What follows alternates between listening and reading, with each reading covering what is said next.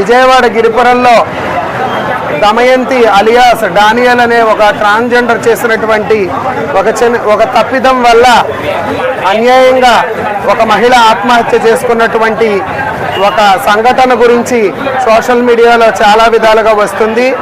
అయితే ఆ సంఘటనకు మాకు విజయవాడ నగరంలో ఉన్నటువంటి ట్రాన్స్జెండర్లకు ఎవరికి ఎటువంటి సంబంధం లేదు. ఈ రోజున గిరిపురంలో దాడి చేసినటువంటి దానియేలు అలియాస్ దమయంతి అనే ఒక హిజ్రా ఒకప్పుడు మా సంఘంలో ఉండే వ్యక్తి.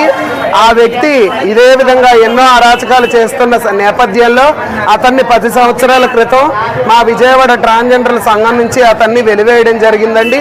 అతను విజయవాడ నుంచి దూరంగా వెళ్ళి వేరే ఊర్లో మంటాడ్ అనే గ్రామంలో అతను నివసిస్తున్నాడు. అయితే అతని నేటివ్ ప్లేస్ వచ్చేసి విజయవాడలో ఉన్నటువంటి గిరిపురం.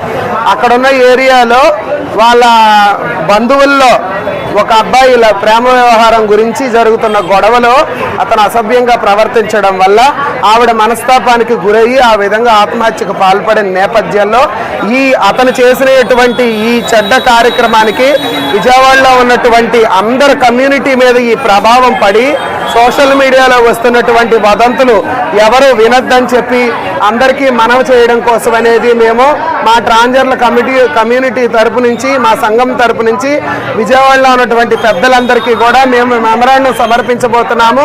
అందరూ కూడా దయచేసి మా మీద మంచి అభిప్రాయాన్ని కల్పించుకోవాలని చెప్పి మనస్ఫూర్తిగా మాకు సహకరించవలసిందిగా విజయవాడ ప్రజలందరినీ కూడా కోరుకుంటున్నాం.